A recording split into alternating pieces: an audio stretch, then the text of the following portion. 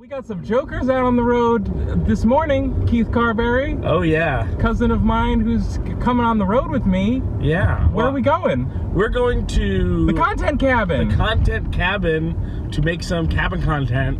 Hashtag content cabin to make some hashtag cabin content. Disagree? I think that's one too many hashtags by 100%. And oh my goodness. Yeah. How long it's been since we've done a CarCast? How long it's been since we did record the road of the CarCast? Yeah. We've got oh, you know what? We need to get GPS directions on your phone. Yeah, we do. You're probably gonna want to take a right. Take a right up here. We're gonna stop at that car wash. I was gonna stop at the car wash last night, get my car a little spiffed up because looking a little dingy. But then I figured, hey, that is some good. I mean, we're not at the hashtag content cabin, but that is some good. No, we're not even close. Cabin content. That's road content. This is the road. The Road Worriers.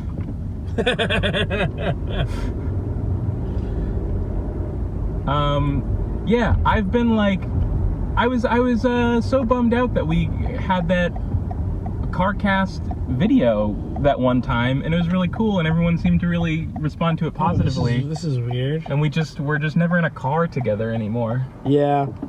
My GPS is acting a little weird, but I think I have my directions. You're going to want to take 95 south, and the next thing is in for 43 miles. So okay, so yeah. We're good for a little bit. So we are leaving Keith's resident city of Providence, Rhode Island, and we are going to New York State. Yep. Going to it. We got a cabin in the woods, Airbnb, 4 days. We're gonna go in there. We're just gonna pound out that content. Yeah. Well, no, take a right. No, I'm going to car wash. Oh, okay, got it. Understood. So we used to do this thing when in our younger days. When we were babes. Where I would record at your house. Wait, is it? Oh no! Is it not a real It says car wash? enter, but it sure doesn't look like I'm entering. No. Okay. We'll find another one somewhere. Yeah, we'll see if we can spot some other car wash. Oh well. Boop boop boo. Ooh, you missed your chance. You could have gotten a free car wash with a 10-gallon minimum fill-up. Well, apparently I couldn't.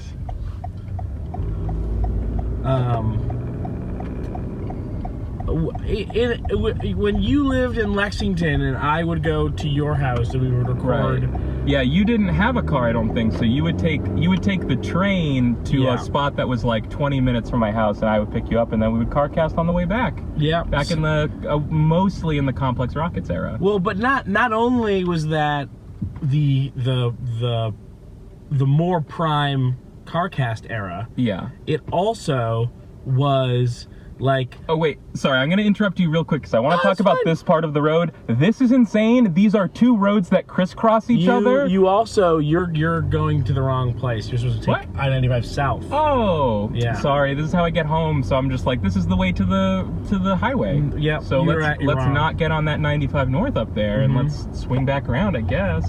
Yeah, it's a long swing. Is it? It kind of is a long swing. Oh, okay, well, you know. So where am I going? This way. Okay. You know, that's just what happens when you're CarCasting. You know what? There might be... What, should I just like pull into the honeydew and then like swing around or something? There might be a... Okay, so no, that's north. I was like, there might be an entrance, but no, it's the north entrance is over here. Yeah, I guess we're just going up and around. Then. Yeah, whatever.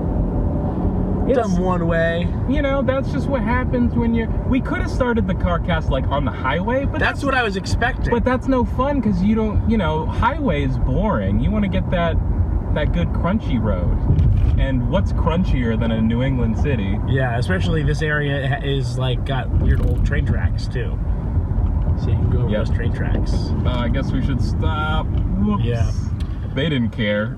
Technically, am I past it now? I guess I'm past it. Yeah. I don't know what I did. No, you were right. Oh, now they're changing again. What a nightmare this city is. Yeah.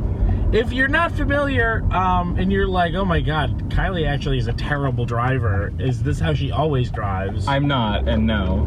But you know, it's not my city. No. So I only come here like once a month-ish to do run button recordings. Though I'd say 3 times every 2 months. 3 times every 2 months, that sounds about right. Yeah. Well, it sounds about right when we're actually like recording, which we are. We like in the past few months we have maybe been a little bit lax with. Yeah. I'm gonna turn on just a smidge of air. Okay. I realize I can just keep the fans low. We won't even hear them. That's what I was trying to say. No turn on red is what I'm seeing. Oh, there we go. And that's a green. And that's a green. Yeah, like, New England cities are old. The roads were designed before people drove cars. It's a nightmare. PAX East just happened. I was up in Boston meeting my friend Alexa, who I had not met in person before. That was super fun because they were in town for PAX. Totally gave them the true Boston experience of getting lost and driving in circles. Sturrow Drive. I don't think Sturrow Drive caused us any problems, but it was that like. Well, you don't, because Sturrow Drive doesn't cause problems, but when another road caused problems, you have to take the long Sturrow Drive to fix the problem. Right. Okay. And then Sturrow Drive is for me the symbol of Boston is stupid and I got lost. Gotcha. Oh, here we go. Here it is. All right. Yeah. Sorry. Just those very silly crisscross streets over there. Like, don't keep going on this street because this street's a different street now. It seems normal to me, but I guess I live here. Yeah. You know, like GPS is iffy in Boston on a good day, and I don't know what was going on in Boston that night, but just the GPS was not functional at all, and it was just a nightmare. Like, we even at one point, like, ended up on we ended up on like a half-mile long bridge that just literally took us out of Boston. I think we ended up in like, is Brighton next to Boston? We might have been in Brighton. Yeah. I mean, I think Brighton is Boston in any way in almost any way. Yeah. Boston is the kind of city where like Boston is almost bigger than the city itself because all the towns around Boston are exactly like Boston. So it's called the Greater Boston area. Yeah. Well, and then the Greater Boston area even extends another town or beyond that to like the third ring of towns. Yes. But we did, Alexa and I did actually have a great time. Took her to Anna's Taqueria like you do. Great taqueria. And then we went, there's an Anna's that is on the same block as a board game cafe called Night Moves, Night with a K, like a chess night. And that place was really cool. It's like a $10 cover charge, and they just have like a fuckload of board games. And only a small handful of like the really broad normie stuff like Monopoly and Operation, which are pretty funny to have. Yeah. But then just like a lot of like, you know, they have Twilight Imperium, like real ass fucking serious board games. Operation is very like, let's play Operation. Yeah. And we did play Operation. Did you go, let's play Operation? Yeah, pretty much. Yeah. But here's the thing about Operation. Yeah. When you're a kid, Operation's really hard. Yeah. And as an adult, I was like, bet we're gonna fucking ace this. No, Operation is legit fucking hard. It really is. Yeah, I got my ass kicked in Operation. Also, it was a very old, beat-up copy, so all of the plastic pieces, a lot of the pieces were missing, and they had all been pinched many times, so the plastic was all like warped. And so like the wishbone was impossible to pick up because all the corners had been pinched off of it. That's so funny. That reminds me of I watched some documentary like a decade ago, and I always remember this imagery of like they were at like it was a martial arts I don't know. It was a very old martial arts school in China where there were like dents in the ground where students had been practicing for hundreds of years, stomping their feet on the ground, and it made like the stone concave. Oh wow. Yeah, it was very cool. So it's like that, but for Operation. Yeah. So what I was trying to say earlier was the cabin, the content cabin. The content cabin.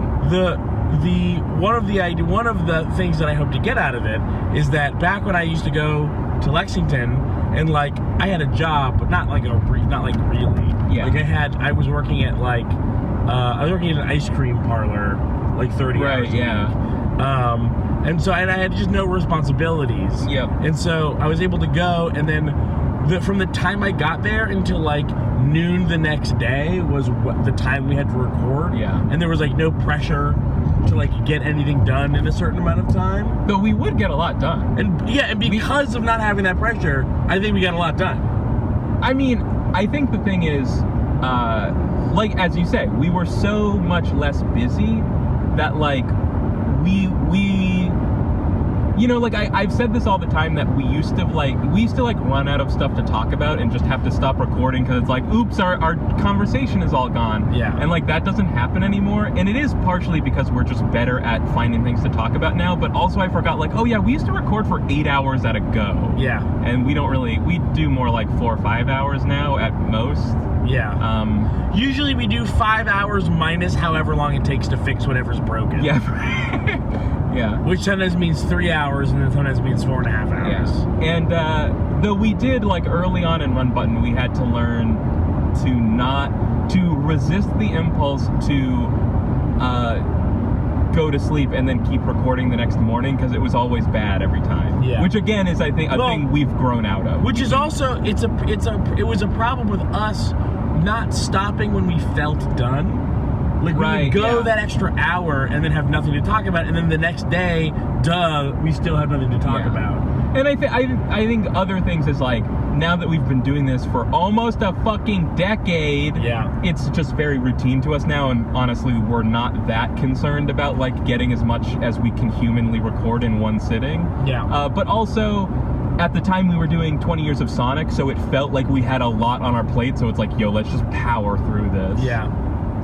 I don't know if you remember, we played Sonic Adventure in like 2 sittings. Insane. Like, we played that game. Like, we definitely like got through the like air base zone like in the first sitting somehow. Wow. There's no way it was 2 sittings. It might have been like 2.5. But it was very. It's also a much shorter game than you might remember. Yeah, but it still what is it? 10 hours long? I don't know. 15 hours long? 15's probably stretching. There's a lot of there's 5 stories in there. 6. Yeah. Well, Big the Cat. But yeah, some of them are short. Yeah. Big the Cat, oddly, is like longer than you remember. I always remember it being 3 fishing levels. It's like 5. Huh. And Amy Rose is the one that only has 3. Yeah. Which is great, because that first Amy Rose level I hate. Oh, I like it. I hate it. The guy chasing me was too scary. Yeah, very scary. And also I kept there's like that room with the mirror. Yes. Like the fun house hallway. And I just like literally, when I was a kid, I just like literally couldn't. Yeah, well, you were literally 7 when that game came out, so it's less scary now. The only Sonic game where like Amy was a good character, basically. Is she good in? Yeah, I guess that's it, right? Yeah, pretty much. Yeah. Sorry, Amy. Yeah, like Amy's plot arc in that game. I mean, part of it is like she does her thing where she's like chasing after Sonic, and then Sonic's a piece of shit to her, like he always is, and then her takeaway is like, oh fuck Sonic, he's an asshole, and I'm like, yes, go off, Queen. Sonic is an asshole. Sonic is an asshole. I mean, especially to Amy. Yeah. I do love Sonic the Hedgehog, the movie, Sonic the animated movie, where he is like outright kind of a dick to everybody, but like in a way that it felt like it's his dude. He's got his dude. He is dude. He is the dude. He's the dude with dude. And like that movie was not trying to pretend that it wasn't real. This was not dude erasure. Knuckles had a cowboy hat and sunglasses. I had a Sonic comic where he had a cowboy hat. Really? Yep. Are you sure? I mean, because I think I gave you those, right? Are you sure you're not thinking of? Oh, okay.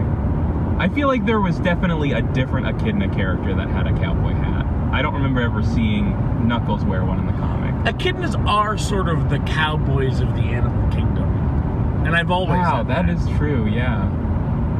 No. I recently, one of like the game podcasts or something I listened to, someone recently wrote in with like a bunch of echidna facts, but I don't remember any of them. I think they have barbed penises. Yep, they lay eggs. They do lay eggs, yeah. They're mammals. They're mammals, so mammals that lay eggs. Yeah, they're one of two. Oh, what a weird bird. It's not a bird. It's not a bird. Platypus. Platypus is the other one that lays eggs. Also, it's poisonous. Duck-billed. Platypus, duck-billed. All platypuses are duck-billed. Then why do we call them a duck-billed platypus? I don't know, because I don't think that's... I need to get out of these lanes. Mile, keep right at the fork to stay on I-95 South. Turn that shit off. Turn the noise? Yeah. Why we got that noise happening? I don't know. I don't like that. But yeah, you can put it up here. I don't want it. Oh, how come? I'm just I mean, we're going to be traveling the same direction for 40 more miles. So. It just seems like a thing to do. Wow, I guess I didn't realize, like, you don't have a car, you really don't have a car mount. Like, Yeah. you're just not even, you're not on board for it. No. Why? I don't know. You put it on your dashboard and it's like your real life mini map. Like you're playing GTA or something. Like you're driving around the city, you just glance down at your mini map. It's so convenient. Life changing. But it tells me when I have to do something, so I don't even need to look at it. Oh, I do the opposite. I don't ever use the voice. That's too stressful for me to not be able to like see what's coming ahead of the voice command. But it says like No, in 2 miles, in half True, a mile, true. in a quarter of a mile, in 300 feet. Yeah, I think the mini map just works for me better. Because I like being able to like look at the map and see the turn coming up rather than with the voice things, it tells you the street name and then you have to look for the street. Yeah, when I'm driving, I concentrate on the driving, and if I don't know where I'm going, I will not look at the phone, and I'll just miss the turn. So I have to have it Gotcha. remind me that, hey, you have to turn. Yep. So I know you were gonna talk to me about Dungeons and Dragons and Dungeon World yesterday, and I was like, save it for the car cast. Okay. I didn't have a lot to say. I just was curious why you decided to play Dungeons and Dragons. I don't think it had anything to do with me. It was actually Lucas like started asking about Dungeons and Dragons for Christmas or something. Yeah. I think also he found like my old D&D books. And so then, yeah, so he got like a starter kit for Christmas, and then I was like, hey, Nick, like if it's cool, I want to DM that. And so, yeah, we've been doing, I think we've only played 3 times, but we're doing a little family D&D campaign. That's fun. And I'm trying to get together like a group of friends to do like, I'm not really setting out to do like an actual play podcast, but I want to do a D&D campaign with some friends. And as I like have said to them, like when you make a third of your income by just playing video games with your friends and not really putting that much effort into it beyond that, it starts to sound crazy to say like, oh, I'm gonna like write this whole fantasy campaign and like not record it. That sounds ridiculous. So it's like, well, we might as well, like, if we're gonna play, we might as well just record it when we play and put it in an RSS feed. That's the disease of doing internet content, is that you're like, why would I do anything if I'm not gonna Yeah, why would, like, literally, why would I have fun with a friend and not record it? Which is bad. Yeah, it's bad.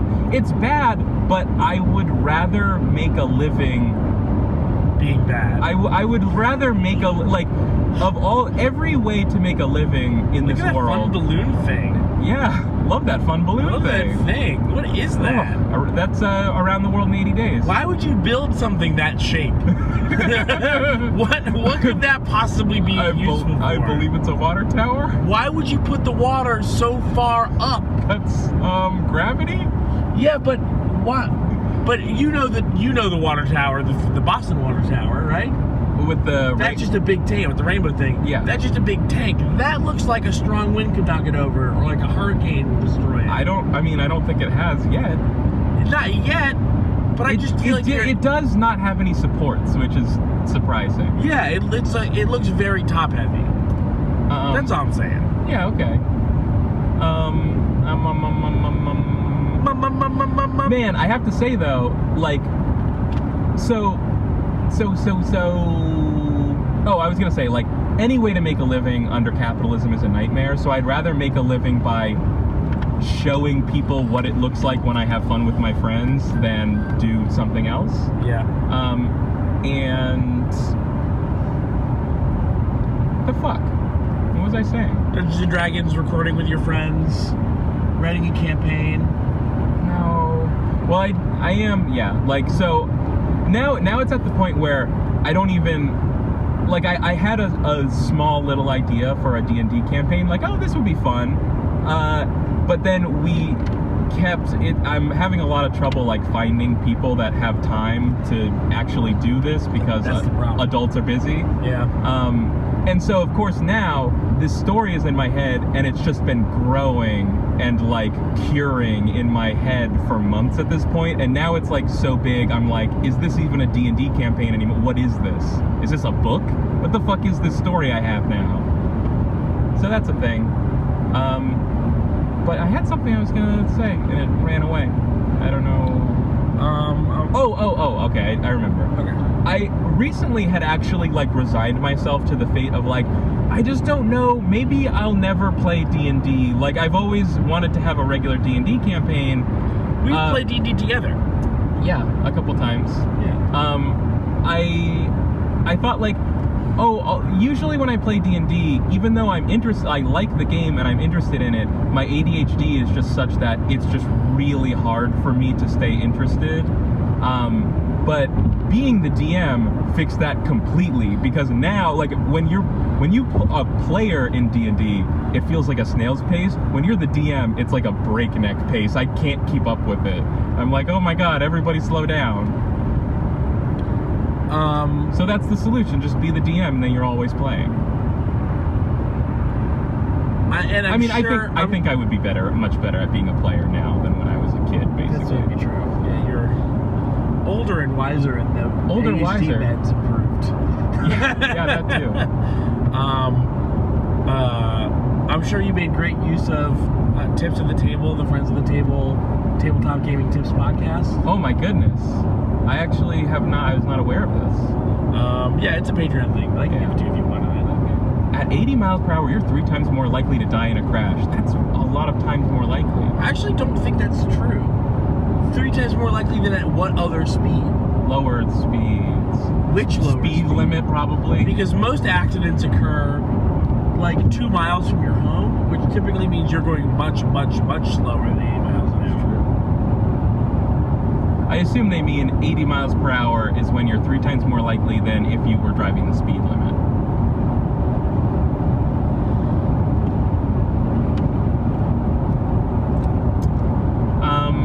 But honestly, like,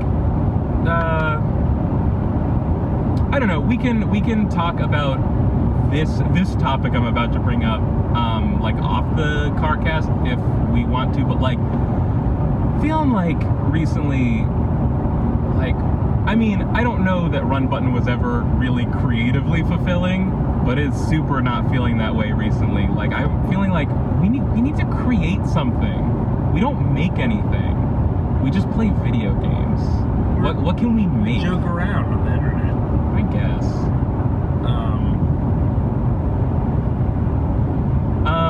I don't know. I always want to do other small things, but it always seems like there's not time. I think maybe I think this weekend we should take some time to brainstorm. Could Run Button do some other things besides we just play a video game? Could Run Button be a breaking news show?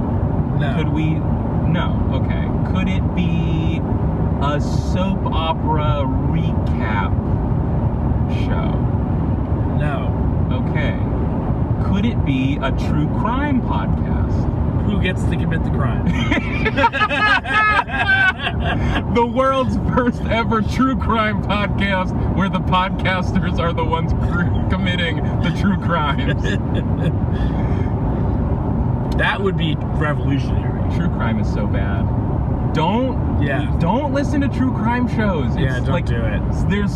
There are so many layers of badness to it. It's like You're getting entertainment from other people's tragedies. You are conditioning yourself to believe that the world is a terrifying place full of people that are trying to murder you at every turn. Yeah. It's so bad. The hosts of that really popular one are constantly calling for criminals to be killed. Ugh, which one? My Favorite Murder. Yeah. Like, that was the first true crime podcast I ever heard of, and when I heard, like, one of the hosts of that show, like, as a guest on a different podcast being like, we're starting this new show, it's called My Favorite Murder. Like, for a second, it was like I was trying to figure out where the joke was. Like, you're not serious. Like, you're not really actually using the phrase favorite murder and actually making it the title of your show, right? Like, that's not a thing. People wouldn't actually have favorite murders, right? Oh, how wrong I was. Well, and not only do they take the murders too lightly, they also are totally bloodthirsty criminal haters that want they're like super pro death penalty. And obviously they make a show where even if you're not pro death penalty, like you're not listening to hours and hours and hours of someone who does tell you stories about crimes. I saw this thing on Twitter where a person was like this person was telling a very outrageous story that happened to them, and the outrageous story was a woman and her young son knocked on their front door, and when the woman answered, the mother said, "Oh, sorry, like I was playing catch with my son, we accidentally threw the ball over the fence into your backyard. Can we just come through, grab the ball?" And this tweeter who was like, "Aha, yeah, right, lady. I have a PhD in true crime podcasts. No fucking way I'm gonna let you walk through my house. I shut the door and locked it and made them wait while I went and got it myself." And then people responding to that were like, "I wouldn't have even answered the door." And it was like, "Yeah, it was only because there was a child there and my boyfriend was on the way home. Otherwise, I never would have." And it's just like, imagine living like this. No. Where you literally believe to imagine you this. like these are her next door neighbors. Yeah. And I saw this post. So this was on Nextdoor, I think, was where the thread was, and then the thread was tweeted out on Best of Nextdoor. Oh, really? I'm pretty sure. I don't think so. I think this was just somebody tweeting about a thing that happened. Oh, really? Yeah. I could have sworn it was on Nextdoor.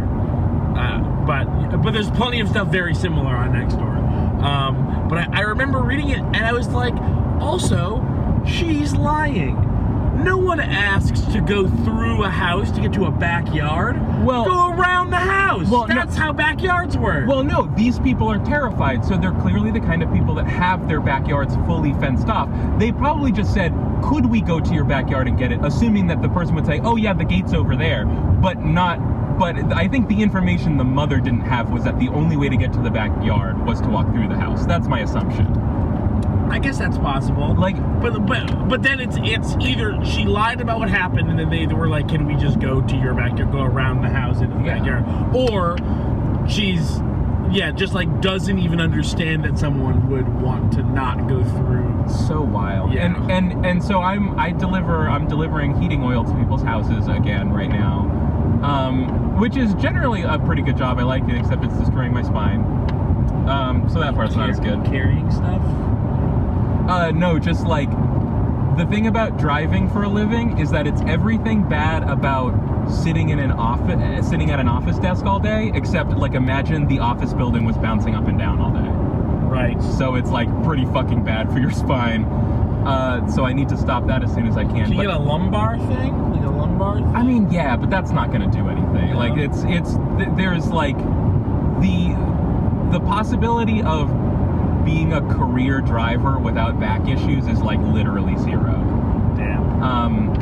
So I have to pull a hose from my truck to the spot on people's houses where their oil fill is, and sometimes it's behind the house and stuff, and like, yeah, it just drives me absolutely nuts, like these people that just have like these big, like 7-foot high wooden fences completely like encircling their backyard and all this stuff. And like sometimes you see people that have like no trespassing signs on their front lawns, and it's like, nobody wants to go to your fucking house, dude. Yeah. Like, are you mad? Like, what is happening?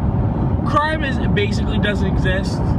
I mean, like, it does, but in very specific ways. Like, especially, like, this person on Twitter who's like worried about being murdered by this mother and her young son. It's like, who is their neighbor? People don't get murdered by strangers.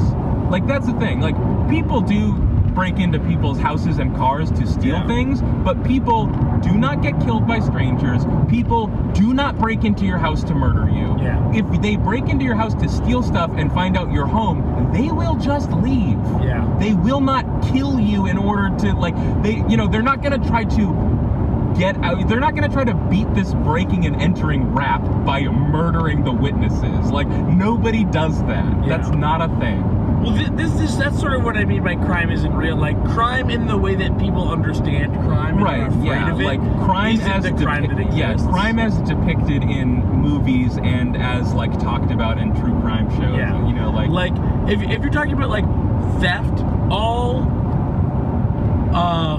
like wage theft from employees. Oh yeah. Is massively bigger than all burglary and robbery, and so is civil asset forfeiture, which is when the cops say you're about to commit a crime and so we're taking your stuff, and if you want your stuff back, you have to prove that you were innocent, that you weren't going to commit this crime. Right, exactly. And so the precogs have determined. So civil asset forfeiture and wage theft are both on their own.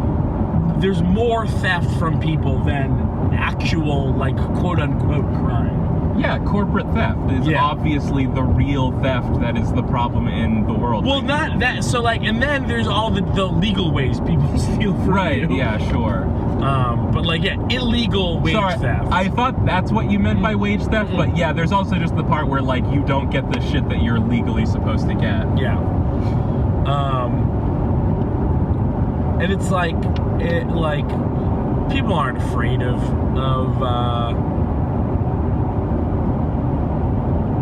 people aren't a lot of people aren't afraid of companies in the right way, or in the way that they're afraid of like someone who's going to break into their car and steal stuff in their car, which will probably never happen. But you probably have had a company you worked for steal your money. Yeah. Yeah, just so much bums me out about our world. Yeah. Also just thinking about like weird things, like how people think like corporate sponsorships are great. Like you see like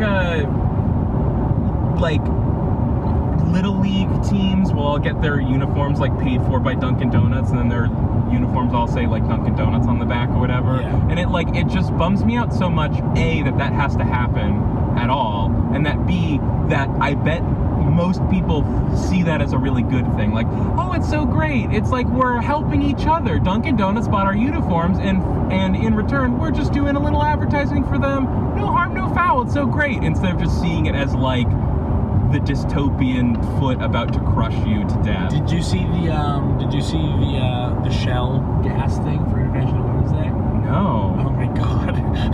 So there's a commercial and it's like different women's faces, and it goes like, she will survive, she will persist, she will blah blah blah, and then it fades to just no. And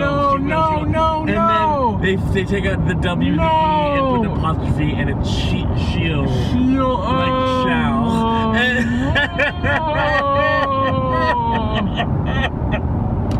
I want to die. So anyway, I guess my point is, if we see it, we should get some feminist gas. Oh man. By the way, like, as we've been having this conversation in the last 5 minutes, saw 2 Amazon Prime branded 18-wheelers pass us in the opposite direction. I'm generally opposed to fracking, but if it's feminist fracking, it's good. Yeah. Oh, you mean femfrack? Yeah. I do support femfrack. Low methane femfrack is a transition fuel. welcome to Connecticut, still revolutionary. You said that. Hanging on to it. Yeah, right. Connecticut is like an entire state's worth of the richest suburbs of Massachusetts. Oh, Very God, annoying. yeah. And boy, those rich suburbs suck. Yeah. While we're talking about politics, there's something that I wanted to bring up. As a PSA, this is a PSA for anybody out there who's interested in Bernie Sanders, and so you want to watch like news by people who don't hate Bernie Sanders, and so you go on YouTube or whatever, and you're like, oh, The Hill, they have this show called Rising, hosted by two people, one of which is Crystal Ball, who claims to be a Bernie supporter, at least semi-convincingly claims to be a Bernie Sanders supporter. But the co-host of that show, and I see a lot of people liking this. Quick question, yeah. Crystal Ball, self-styled name? No, real name. Okay. People, by the way, people with the last name Ball love to pull this shit all the time. I've heard of a girl that was named Snowball. The fuck? That's bad. That's a bad name. This is my son Polka. Anyway, sorry, continue. This show Rising. Yeah. Don't watch it. Got it. For number one. Saw that one coming, by the way. Number one, The Hill is a bad publication. Okay, I wasn't sure. Every time I see something from The Hill, I'm like, It's The Hill is a bad publication. It's owned by like a very hardliner Trump guy. Oh, good. And Rising is a Coke-funded con job. The co-host is a guy named Sagar Enjeti, who styles himself as a right-wing populist or sometimes an economic nationalist. Okay, yeah, sure. Yeah. All of those sound good. So he is a total fucking con artist. A ton of people love this show, like Bernie people. The entire point of this show is it's that guy being paid by the Koch brothers. Or I guess there's only one Koch left now. Or there's two Kochs left, but only one of them involved in politics. This guy gets money from the Kochs to convince Bernie Sanders supporters that anti-immigration is an electorally winning strategy. That is what this show is about. It's to convince people who want Bernie Sanders to be elected that he should be harder on borders. Gross. That is what this show is, and it's not a good enough news source to put up with it. If Crystal Ball is willing to work with a guy who is pretty much basically Steve Bannon in his politics, the only difference between Steve Bannon and Sagar Enjeti is that Enjeti goes, the racists, I'm not in favor of them. I don't like racism. Yeah, right. I just like all the things they support. Right. Except for the racism.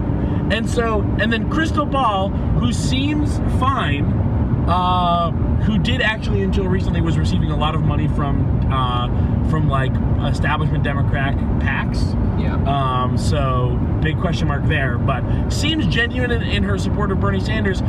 Agreed to fucking work with this guy and write a book with this guy, and so she, by association, sucks. Don't watch the show. Yeah. It makes me sick every time I fucking see people that I like retweeting them into my timeline. It makes me sick whenever one of their videos autoplays and I scroll down to the comments and it's like Bernie Sanders people being like, thank God there's a guy like Sagar Enjeti who, is right wing but admits the things that Bernie Sanders is right about. It's like, no, you are being tricked. Money is going into this to trick you. Yeah. That's my PSA. Don't watch Rising. Don't watch Rising, I guess.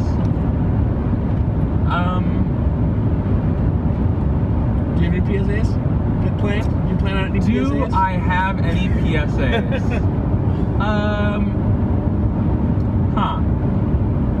Here's, okay. I don't know. They literally wrote a book called The New Populism, where it's like a book about how left-wing populism and right-wing populism can work together. Ugh. Yeah, it's such an obvious scam. I don't know how people are falling for it, but they are. So I feel like I now have to say, gross. Don't watch this show. You're being duped. You can get your news elsewhere. If you want news, District Sentinel does daily news podcasts. Watch District or listen to District Sentinel's podcast. I was gonna say this thing earlier. This just kind of occurred to me. This is like neither. I don't think it's directly related to anything we're talking about, but in like delivering, in my two most recent jobs are oil delivery and delivering landscaping materials to like work sites, which are just people's houses. And it's like when you have a job where you go to an office or you go to like some building you work at, some commercial building, it's really easy to like not see this, but it's like it becomes so clear when you do one of these jobs that goes to people's houses during the day how it's like, like we literally are all just these serfs, like serving these, like you would actually be shocked if you work during the day and you've never like done one of these jobs, like how many people are out there every day and their whole job is just that they're a poor person who is paid to go to a rich person's house and make it look nice. And it's like just so upsetting. It sucks. And and you know what sucks even more? At least serfs work fewer hours than the average American does. by like double. I was going to the last 3 jobs, because my job before that was going to like millionaires' houses and helping set up their like home theater systems and stuff. And it's just like, it's such a bummer. Well, you also worked at an airport helping rich people fly to Martha's Vineyard, didn't you? Yeah. Well, that's the thing. I live on Cape Cod, so all the jobs are helping the rich people live their rich people lives. And like, things that go along with this is like, as a delivery driver, the most insufferable thing is when people don't have street numbers on their houses. And you would be surprised how common this is. And I mean, it is kind of like a random smattering of people in general, but by and large, it is always rich people with big McMansions, because they presumably just think they're too special and important to have numbers on their house. They go, ooh, numbers on my house, that's icky. It's ruining the look of my house, like as if that's a thing. It's well, like, look on the bright side, those houses are gonna fall into the sea. Yeah, right? It's like... Did you know that New England is slated to have the highest sea level rise of anywhere in the country? That doesn't surprise me. And New England is slated to have the highest sea level rise of anywhere in the country, and also the fastest temperature increase, mostly in the winter. Yeah, Cape Cod is just gonna be gone. Yeah, we didn't get any snow this winter. And like, so just last night was, when I drove here, was practically a blizzard, but it was just very short, and I actually thought there was going to be snow on the ground in the morning for this video, and I was going to say like, wow, so weird, it's March and we just got the first snow on the ground. I thought it was going to look like spring. Here we are, it already looks like spring again. Where I live, we've had snow a couple times. Okay, yeah, we get less snow on the Cape.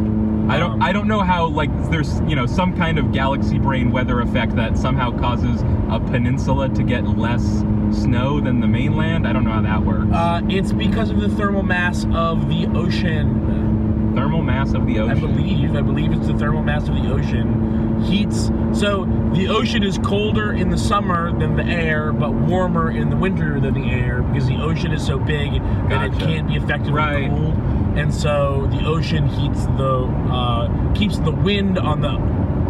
wind sort of ocean temperature, which in the winter is warmer than the average wind, and so the air is just, you get like a slight warming effect from that wind.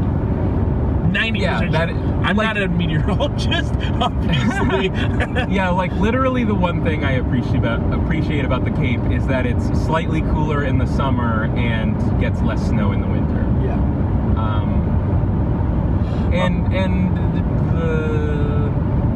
Another thing drives me nuts is when I go to people's houses and they, like, you would be shocked how many people just put fucking rose bushes in front of their oil fills that I have to then climb behind. Like, prickly. Like some people just like literally pay no thought to it at all, and I get it, because even in the winter it's something that only happens like once a month. It's like once a month for 3 to 4 months out of the year, so maybe you don't think about it that much, but to somebody who does it all day every day, it's like, once a month, really? That seems really often. It is, yeah. Oil burns really quickly. And it's like, I just feel so disrespected when it feels like they're trying, like, so, like,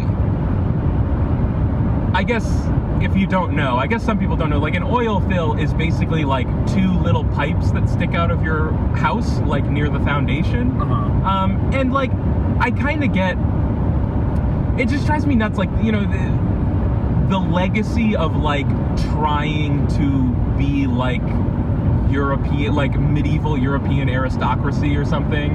Like, I mean, that's where we get the idea of like having grass on our lawns and stuff. It was just like, yeah, I'm anti-grass. That's what like aristocrats had when they had their army of serfs to maintain it, and now we have this idea that like every like middle-class family needs to like cut and maintain their own immaculate lawn, and we all like waste tons of time and energy and water doing this because like grass is a super like water inefficient plant. Yeah. It's water inefficient, and it doesn't produce a lot of oxygen. Oh, okay, yeah. And so there's a lot, so it's hard to keep alive. Are we sure? Are we still on directions? Are we good? Yeah, we're 95 south still? Yeah, we're good. We're good for... So you get a lot of people that, like, they think the little pipes sticking out of their house are, like, really ugly and an eyesore. Probably the same as, like, the fucking street numbers thing.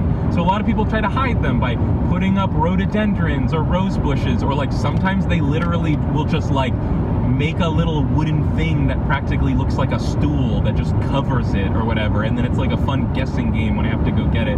Like, it just feels like it's like, it's just two little pipes, and it's normal as shit. People have had oil tanks in their house for like hundreds of years. Like, this is so normal. It's not a thing you have to be ashamed of. It doesn't make your house look ugly, you fucking weirdo. It's just a thing. They're small. They're small. You can barely see them. It's so stupid. And it's like, you know, so every morning I'll get like a list of tickets, like paper tickets, and each one has like an address on it. And we keep notes for each address to like say, you know, stuff you need to know, like, oh, it's a blue house with white trim, or like the oil fills on the left side of the house, like these kind of things, like things you need to know when you're going there. Yeah. And occasionally, like when customers complain, then we put the complaint in the notes so that we know, like, this person fucking hates it when you step on their whatever, you know, like their rhododendrons. And like, that drives me nuts when I get a thing that's like, one of the notes is like, we put these flowers in your way. Be careful of all the plants and flowers. It's like, well, then why'd you put them all in front of the fucking thing that someone needs to walk up to every month? Like, that's not my fault. I didn't do that. Yeah. What's your deal? So weird. Nothing's allowed to go wrong.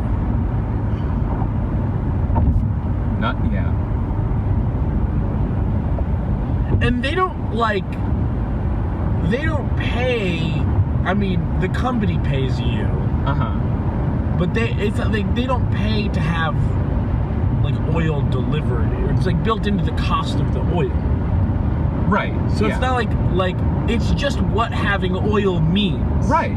It's like, yeah, like, dude, sorry you're bummed out about these pipes on the side of your house that someone needs to walk up to every now and then, but that's just what it is to have a house. What burns oil? Like, I don't know what to tell you. Yeah. And the other thing is, so, like I say, oil burns very quickly. Basically, everybody's oil tanks are 275 gallons. That's the standard size for an oil tank. And as I say, that's, for most people in a New England house in the winter, that's like a month's worth of oil or so. So...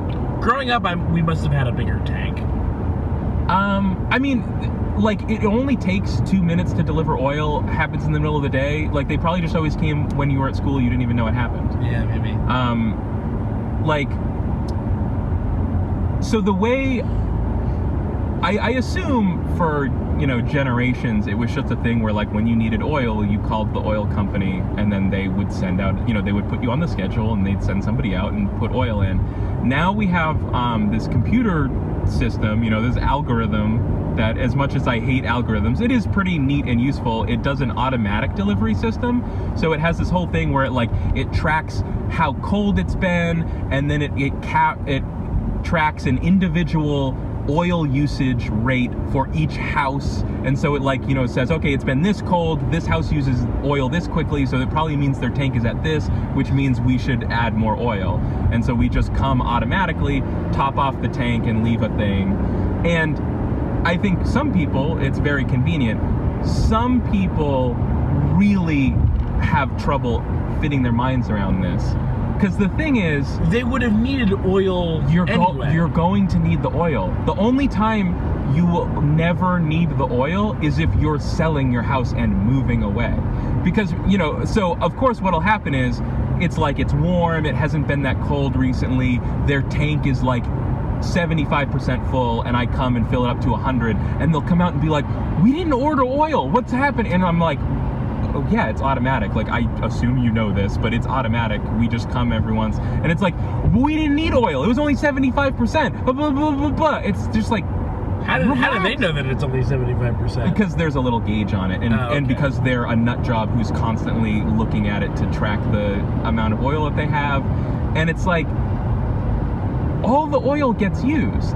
If you, I know you might not have wanted to pay for oil now, but you were just gonna pay for it later. Right. Like, I think in their mind, it's like, if we never let the tank get below 60%, this is somehow wasting oil, or they're like paying for oil they're not using or something. It's like a totally fake idea, but some people just can't wrap they're their mad heads that they're around paying $5 twice instead of $10 once. Like a couple times, or at least one specific person came out and yelled at me about it like 2 times in a row, and I had to like leave a note like, take this person off automatic delivery. They clearly do not want it.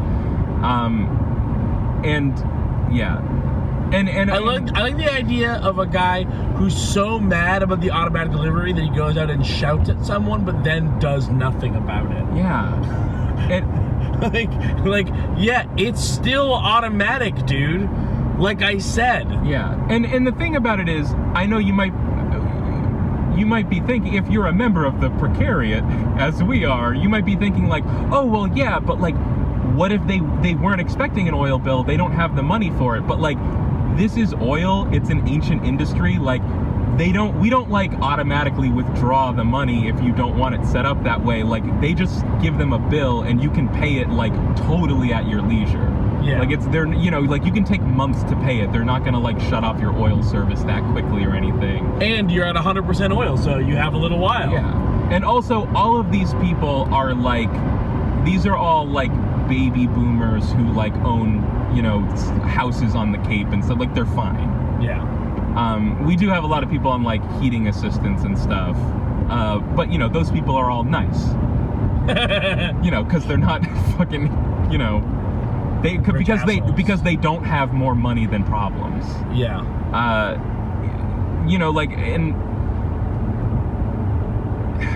it's totally like a thing where occasionally, a thing I love about delivering oil is that I am positively alone for almost all of my time. Like, I only text my boss. Like, I never even see my boss, barely ever speak to her on the phone, and I only have to talk to customers when they come out and bother me for some bullshit like that. Or like, every once in a while we get somebody who like comes out because they just want to chat, and it is always an elderly man. Every single time it's like, you know, he's bored, he wants someone to talk to. What do you chat that about? Happens. I don't know. I'm the worst at it. I usually kind of like try to gently give people a cold shoulder, as gently as you can do that. Cool shoulder. Like, I kind of give them the vibe that I'm not expecting to be conversed with. Yeah. So like, if they want to converse with me, I will do it, but I do not like, I make it pretty clear that like, I'm not here to chat with you. And so some people usually take the hint and just kind of go like, all right, well, thanks, and like head back inside. But yeah, Let's play some Pokemon Go. What? Said Niantic. Oh. Like the actual company Niantic, or just? It was an exit. I think it's a town. Okay. Yeah.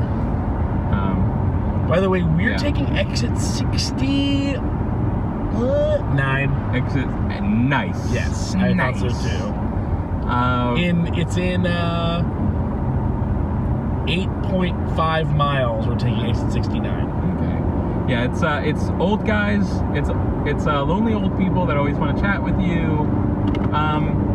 Which I don't mean to sound too mean about. Like, I just hate being chatted with. But I do appreciate that, like, when you're elderly and you're not able to, like, get around as well as you could before, and also half your friends have probably died, that it does get pretty lonely. Like, you know, like, one guy recently was, like, talking to me, and I was having a fine time talking to him. Like, it wasn't a huge problem, but I was just kind of bummed out, like, why is this guy talking to me? And then he goes, like, yeah, so, you know, lost my wife about 1.5 years ago, and it's been pretty lonely. And it's just like, ooh, boy. Yeah. Like, shit, sorry. Yeah, that sucks.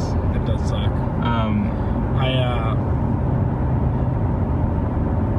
I used to hate chatting with people like that. I think I'm both better at it now than I used to be, and also less.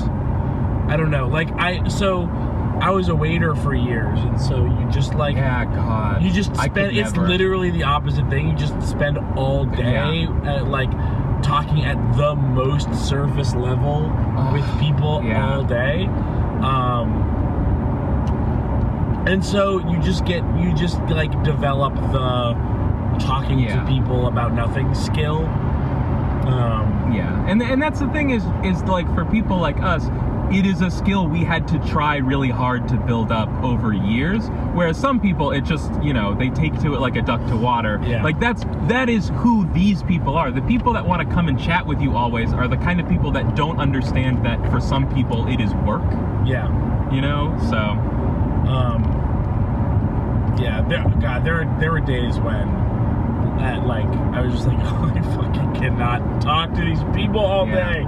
And it's fine, like, you don't, and especially, you know, like, sometimes if I'm really not looking to be talked with, like, if I'm in a bad mood at work and someone comes out to talk to me, I will sometimes say, how can I help you? Which is like very clear, like, I'm making it clear, I'm expecting that if you're talking to me, it's because you want a specific thing. Like, how can I help you today?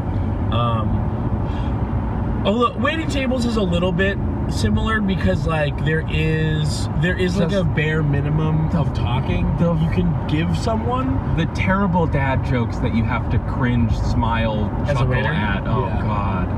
Yeah, I could never. I could, because like anyone can, because you have to sometimes, but I would hate it so much. I think waiting tables was a great job in general. I mean, the money was pretty good. That's the money. Seems like the real draw there. And the money was pretty good. I tended to like the people that I was working with. Okay, and it was like really exhausting and really tough on your feet.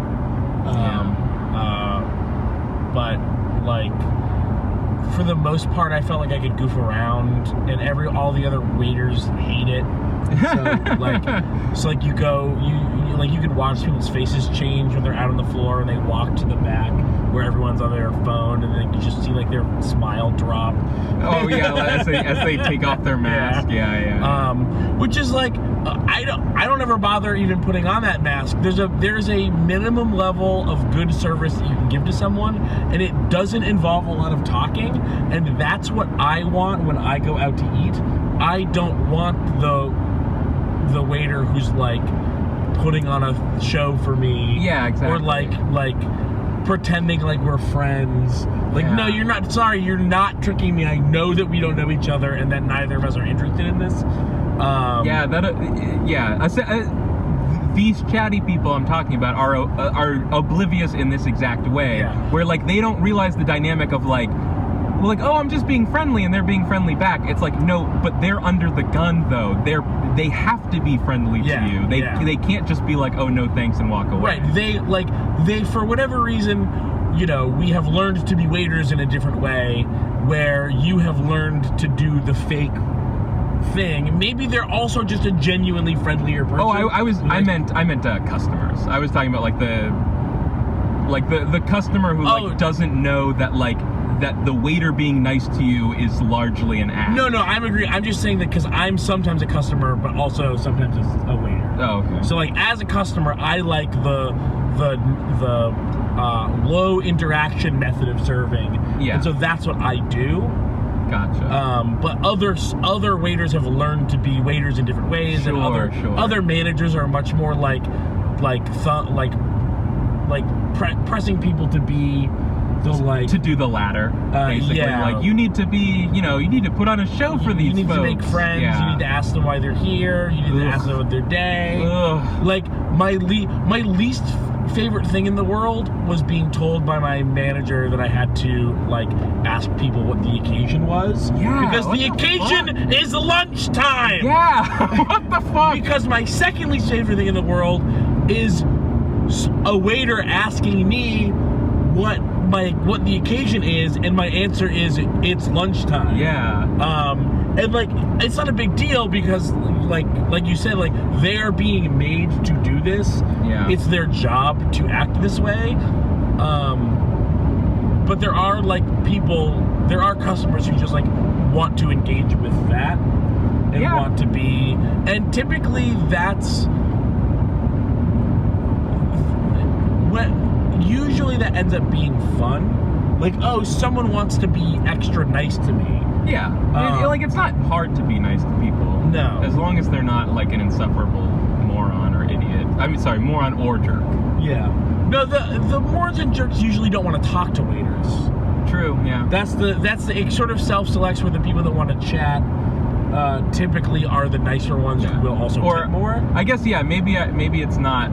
When I say moron, maybe I mean, like, moron in the sense that they don't realize they're doing the too friendly thing. Yeah.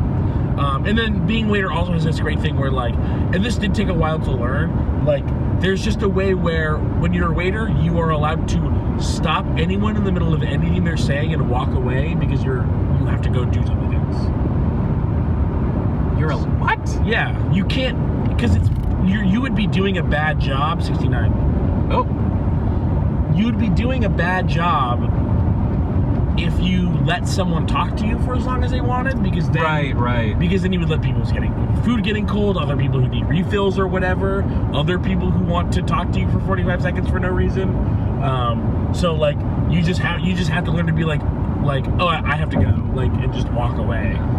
So there's sort of this like bonus where you can kind of kill a conversation whenever you want to by even lying. Yeah, you just go, oh, I'm so sorry, there's a table over there that needs me, and then just walk into the back. Yeah. So we're staying on North 9? Yeah, 9 for North? 23 miles. Oh, I had a restaurant thing. Oh, you seen any of these things recently? Like a while back, there was some tweet that went viral, I think, of like a menu from a restaurant that said, like, do you see the waitstaff using their phones? Tell the management and you'll get half off your bill. Yeah, and I was like, claw my eyes out. Yo, like, legit, if I saw that on a menu, I would call the manager over to tell them that I will not be eating at their establishment until they remove that policy, and then I would just walk out. Yeah. It's terrible. Like, fucking let your employees be people. What the fuck is wrong with you? Yeah. There's just like, sometimes there's not enough to do. Sometimes there's not enough to do, so you go on your phone. Yeah, or you've been being a servant nonstop for 3 hours and you need 5 minutes to be a human. Or typically waiters are not allowed to take breaks. You don't get a break as a waiter. Yeah, that too. And so it's like you work an 8-hour shift, you don't get a break.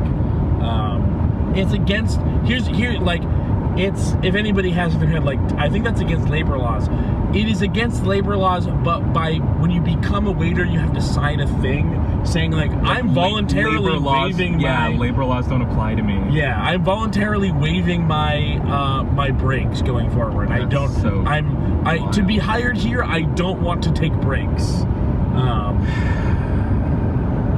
So, like, yeah, you work these really long shifts. I would work like 9.5-hour shifts and not get any break at all. It's fucked. Yeah.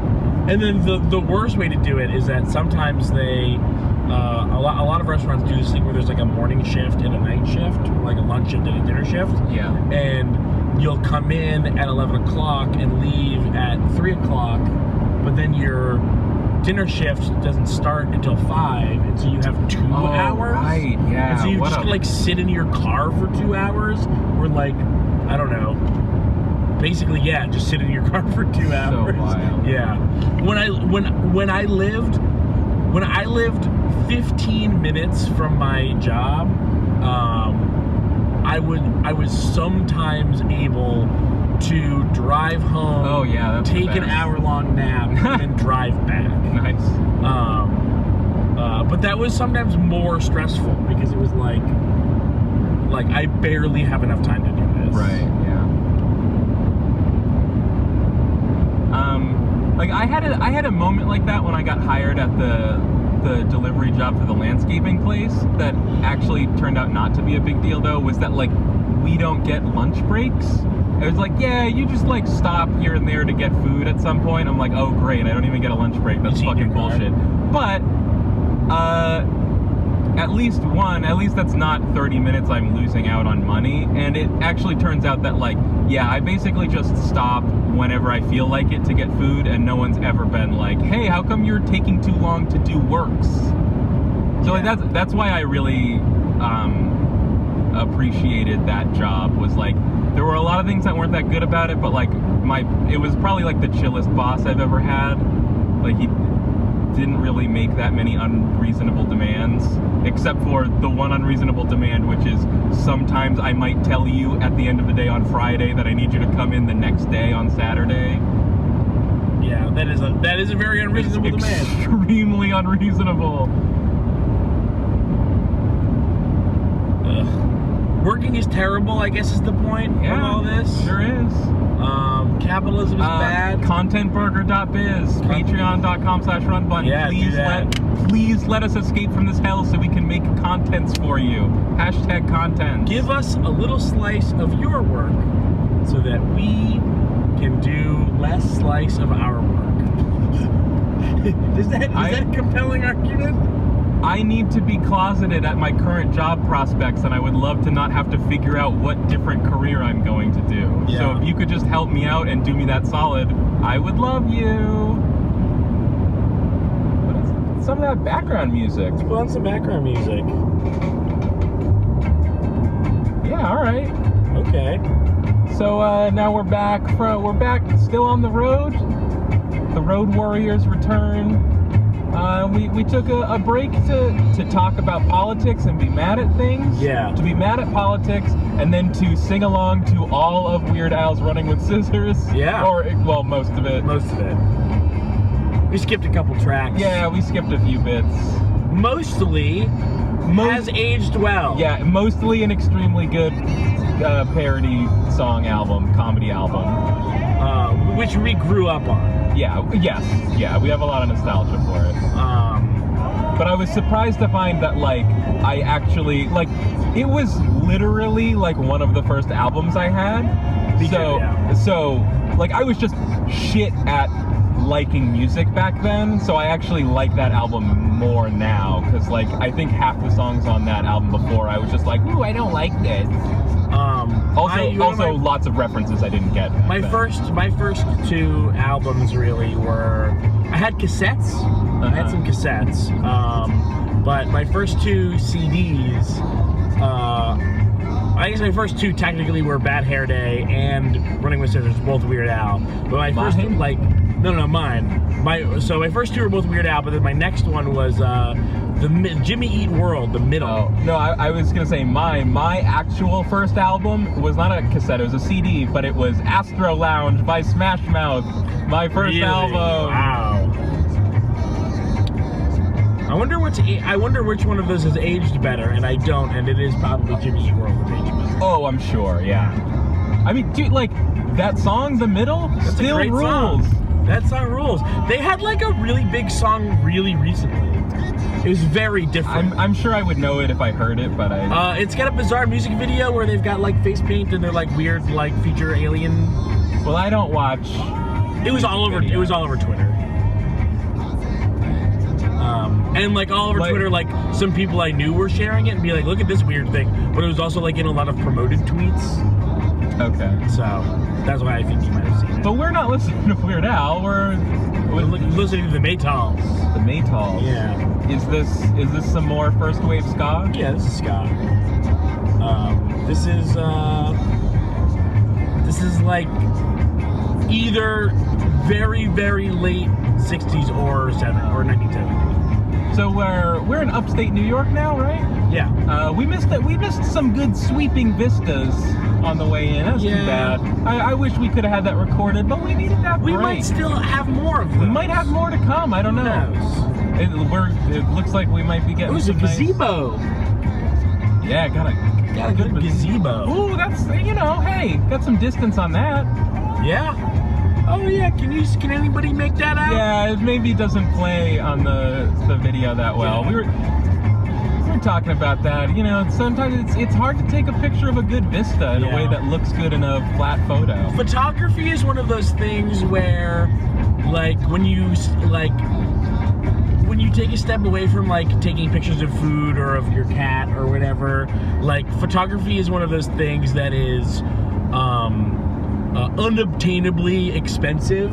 Like, you can't just be a casual photographer. Like, a base level being a photographer is hundreds and hundreds of dollars. Well, I mean, I think if you need to have if you feel you need to have the best pro tier equipment, then yeah. But I mean, you can take some good pictures with less expensive stuff.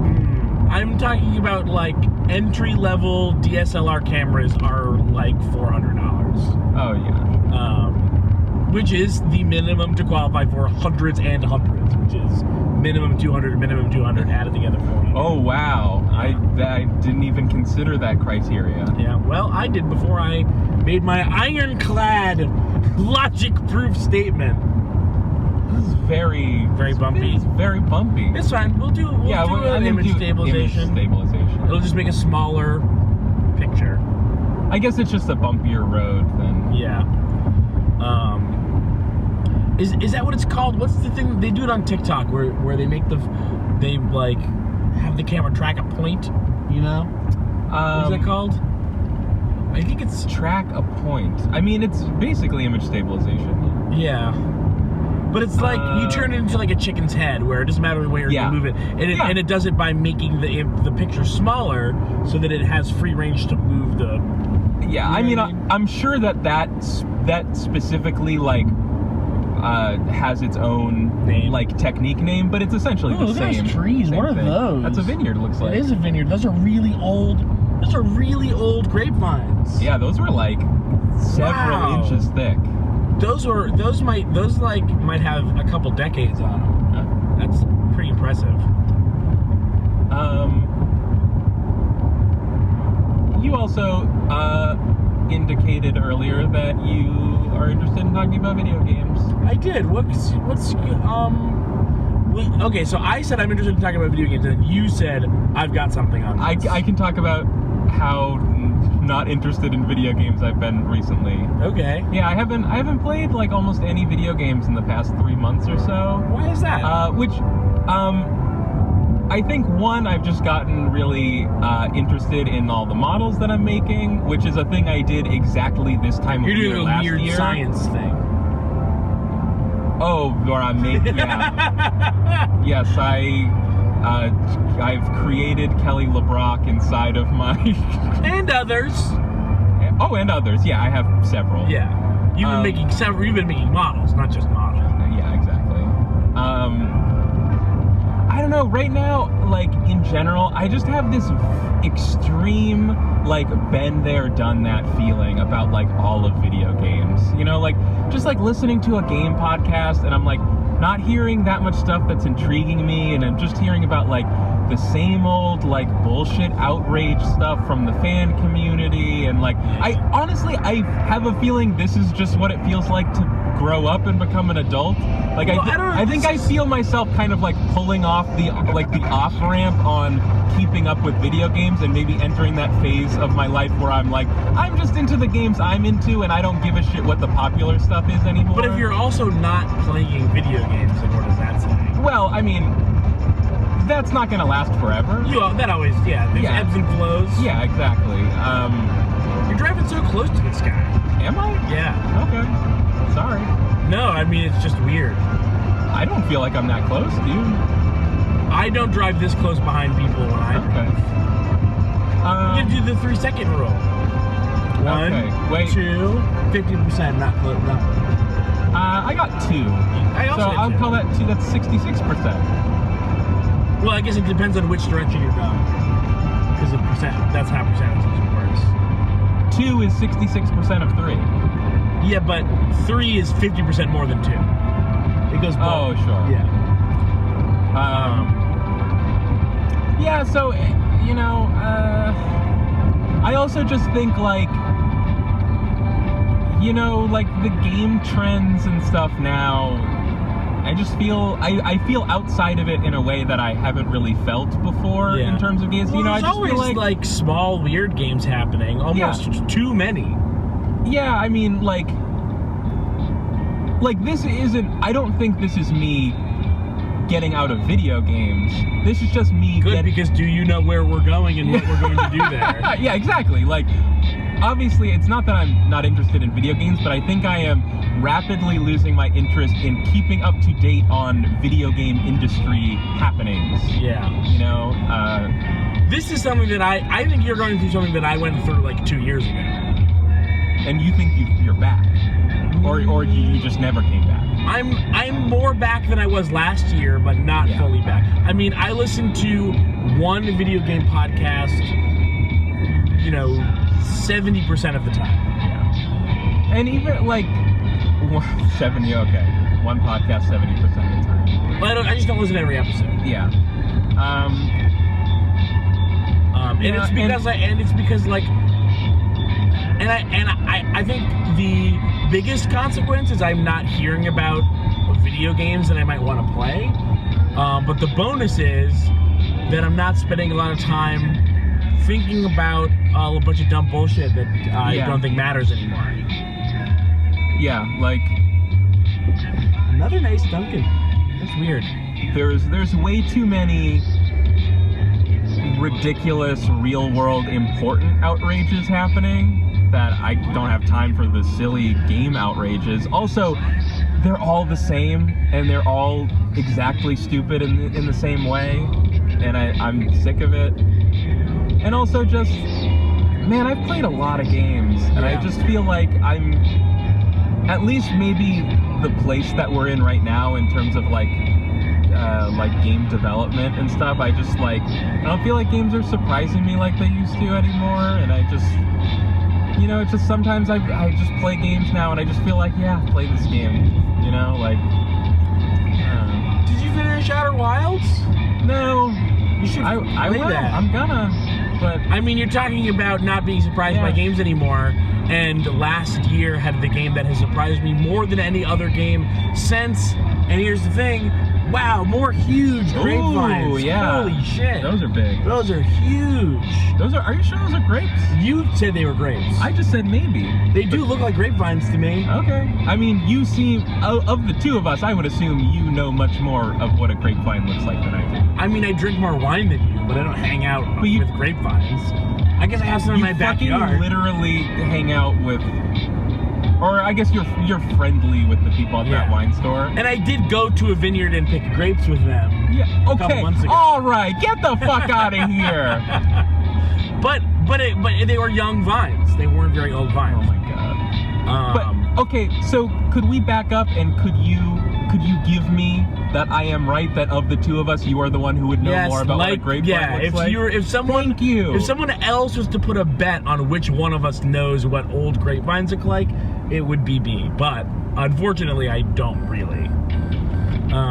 Yeah, it just seemed like a thing you might know. And considering you went grape picking with some vines that just happened to be young instead of old recently. Yeah. Doobity-doo. Have you heard about... Wait. I was just going to say that, like... Quonset Hut. Just before... No, is that a video game? No. Okay, well then... No. No, I had a different thing. I changed my thing. Outer Wilds was super surprising last year, I think. I mean, that was our game of the year. Sekiro was really surprising for me. You didn't like it. Nah. But, you know, like, our game of the year podcast. Disco Elysium was incredibly surprising for me. Yeah. And then it was only 2 years before that was Breath of the Wild, which was very, very equally as surprising as Outer Wilds, I think. Yeah, so we've had some really, really great games come out. I'm not saying that there aren't great games still being made. I just, I think it's maybe it's more about me and where I'm at. Where I'm just like, I don't know. But I mean, we did a 7 hours of Game of the Year podcast, and you can listen to it. You can hear that. It's not like I didn't like those games. I liked those games a lot. You did like those games. I also didn't finish many of those games. That's true. You got to finish Outer Wilds. I will. You know what I've been playing? What you been playing? I've been playing KOTOR 2. Oh, okay. My usually annual playthrough of KOTOR 2. Wow, that often, huh? Yeah. Well, actually, this time I'm playing it I'm streaming it. I'm Chromecasting it from my laptop to the TV, and Isaac is watching it. Oh, cool. What will there be left for us to discuss on the inevitable Run Button KOTOR 2 Let's Play? What do you mean, what will be left to discuss? I can't run out of things to say. About KOTOR 2? Yeah. Not because, there's always something new to say, but because I always still feel like I need to say. Okay. I don't feel... I feel better about KOTOR 2's standing than, 7 years ago. Oh, like how it's regarded? I think that there's... I think that there's a... There's been a reappraisal of KOTOR 2 somewhat. Yeah, which is good. Yeah. I mean, I had a lot of problems with it when I played it back in the day, but I didn't think it was terrible. By back in the day, you mean 16 years ago, 15 years ago? That's many years. Yeah. Well, no, that's what I'm saying. It was a long time ago that you formed your thoughts. Right. You're 15. What year was it? 2005. Yeah, I probably would have played that in 05. Yeah. Next right? Yeah.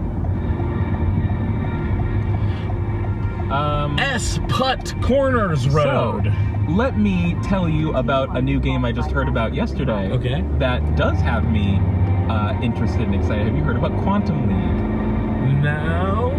Quantum League.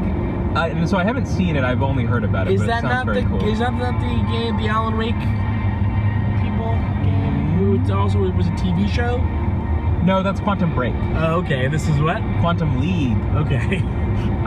So this is That's fine. Two things can be quantum. Yeah, so this is a multiplayer shooter where it's either 1-on-1 or 2-on-2. And it's very short rounds. It's 10, 15-second rounds. Yeah.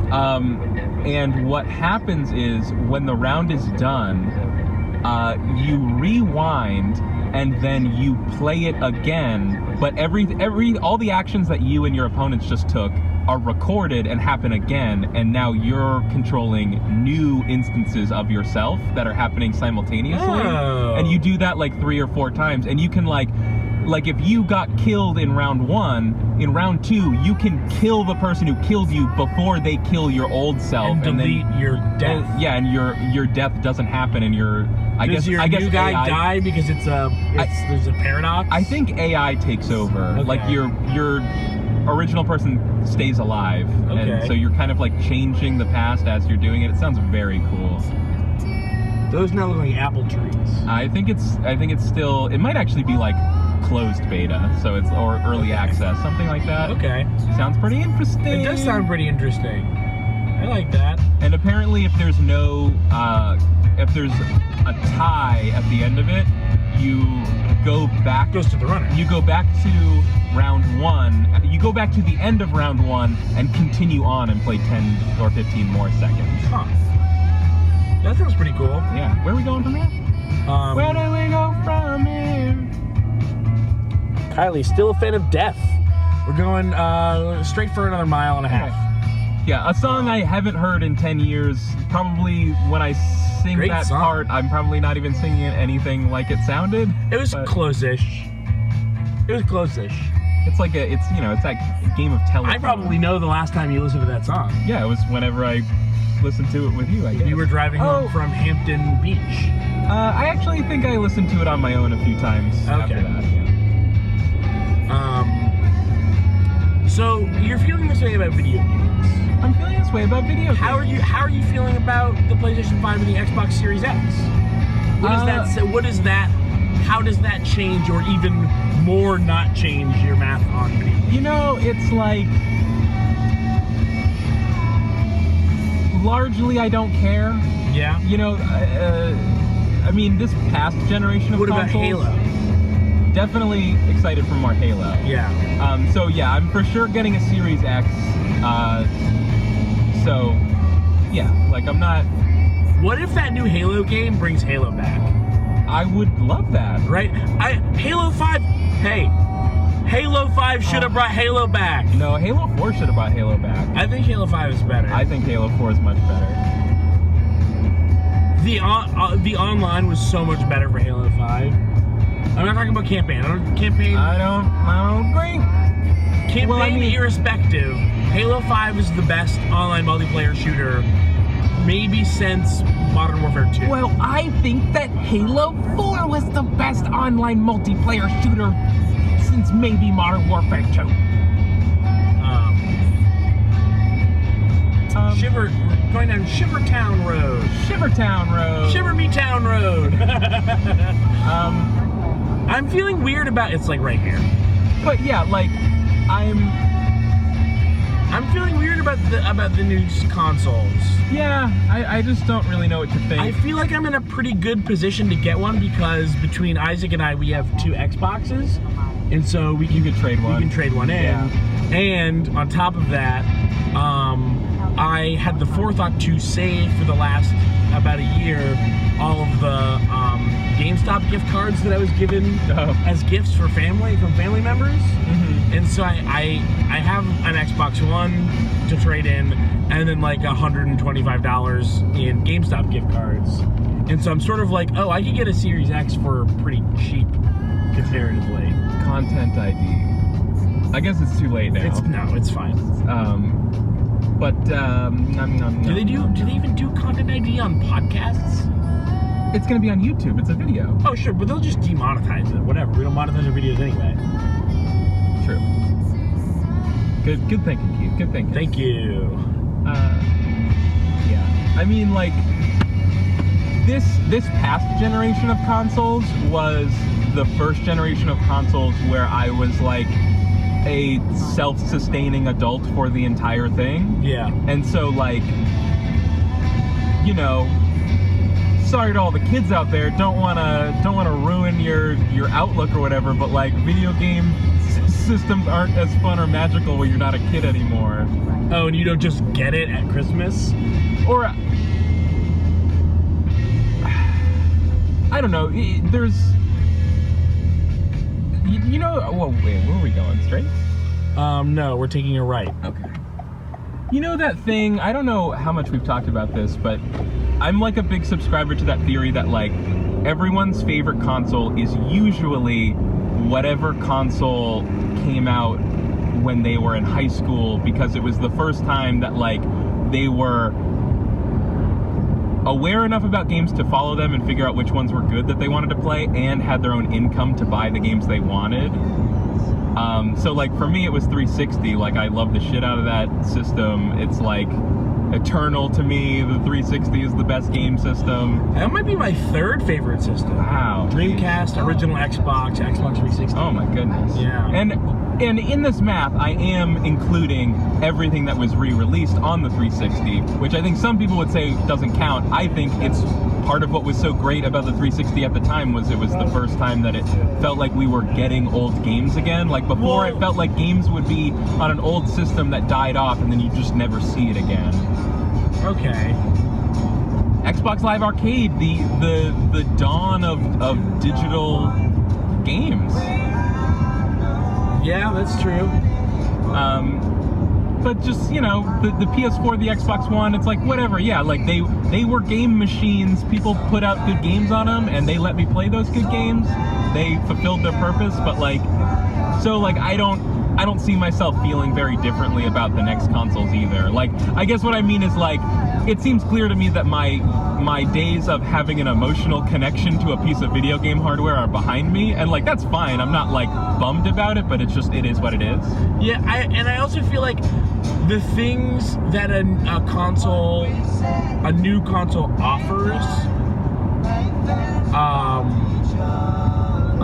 those things have become less important to me in video games, which is like more power and better graphics. Yeah, and of course, if graphics for video games never got any better than what they are now, I wouldn't give a shit at all. Yeah, pretty much be fine with it. And also, the rate at which graphics are improving obviously has slowed dramatically. Yeah. You know, so that was the other thing, is new systems used to be so much more exciting because it was like a quantum Massive, leap. Yeah. It's like a quantum league. Yeah.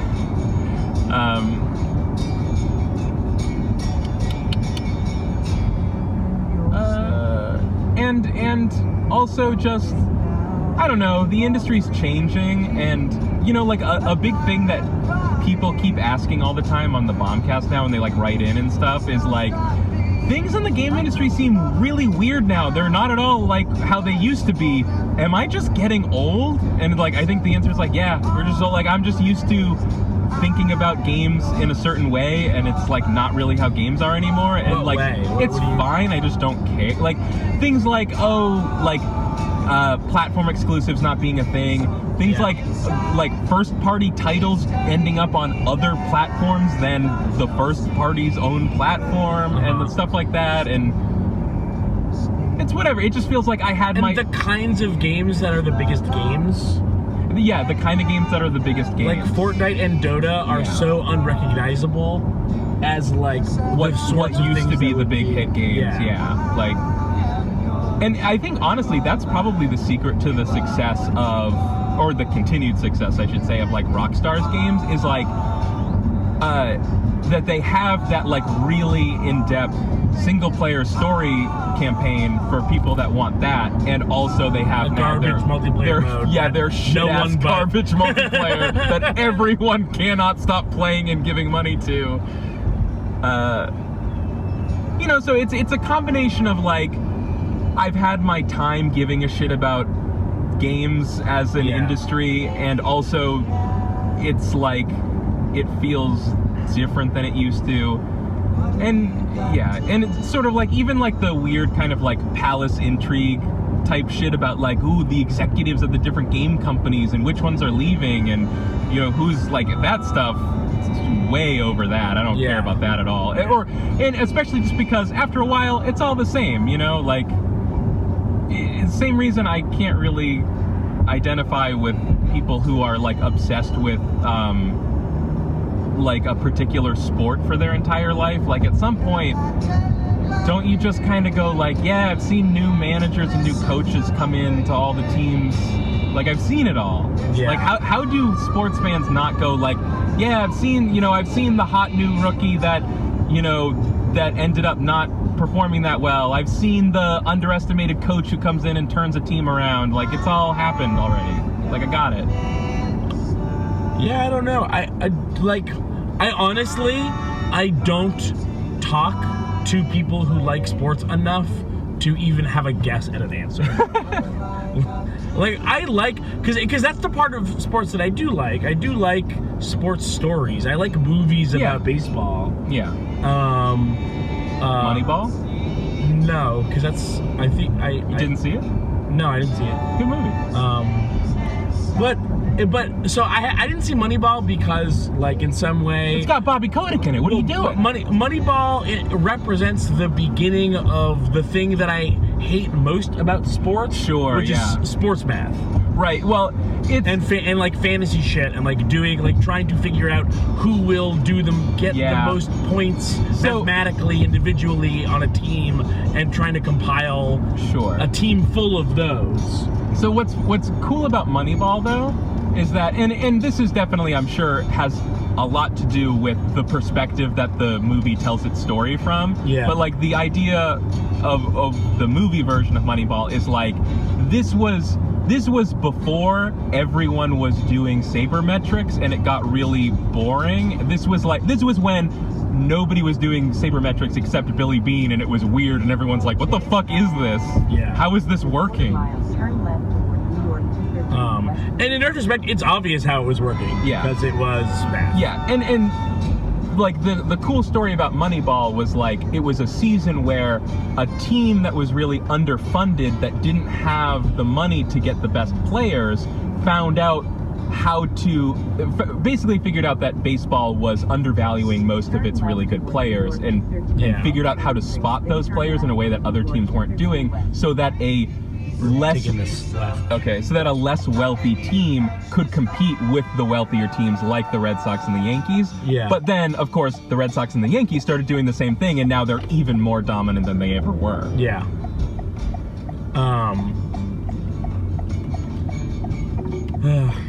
Oh, was this not? It's no. This seems right. No, this is what it wanted. Yeah. Yeah. It does seem weird because we had to. We had to cross that river, so we had to go down to the bridge and then head back. Yeah. So I don't know what it means to be a sports fan and to just like every few years it's like a reset on all the stories, like a soap opera. Yeah, soap opera, I guess. I think what it comes down to is like... Or like a comic book where they just like, oh, we're just starting over. Yeah. Like, it's just all of the rookies are no longer rookies, so like this is the year where the rookies start to be important because the old rookies are veterans. Right. And everywhere else in between is in like this weird middle. Mm-hmm. Which, that's a weird part of sports. I think also I just...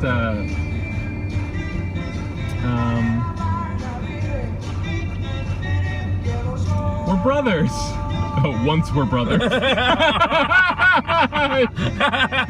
We're brothers. That's the prequel.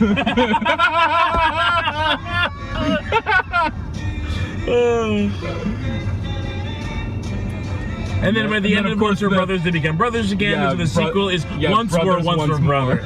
Brothers once more.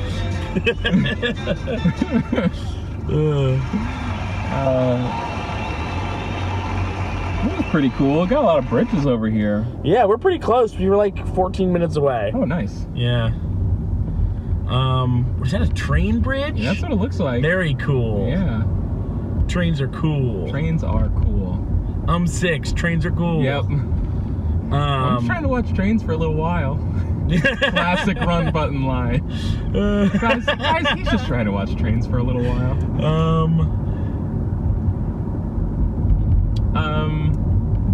You ever seen the train movie with No. No? Whatever it is, no. But what is it? The Station Agent? No. It's got shit. What's his fucking name? Jude Law. No.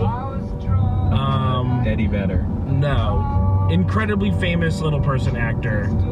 Oh my god. Right? Oh my god. Oh my god. Oh, he was in Peter Dinklage. Peter Dinklage. He was in Game of Thrones. Gee, I cannot forget I forgot Peter Dinklage. He was in, I should have said he was in Destiny 1. And then we would have Well, the thing was, we didn't forget him, we just couldn't remember the name. Yeah, I know. Unpopular opinion, I prefer Peter Dinklage in that to Nolan North. Me too. Kind of by far. And not because I thought it was a great performance, I just don't think Nolan North's was very good either. Yeah. Well, I think that there was something... Look at this over here on the right. Cool. What's happening over there? I don't know. There's a barn in a hole. Someone put a barn in that hole. It's a cool place. It was, there was something about like this like ancient robot who sounded bored that just worked for me, and that now Nolan North doing the, Yeah, that's the thing I'm basically guilty smart. Yeah, like, Nolan North is just doing every robotic sidekick in video games, and that's not, at least Peter Dinklage's thing was slightly different than usual. If just because he was bored. Yeah. But so Peter Dinklage was in this movie called The Station Agent. That's really good. Speaking of trains. A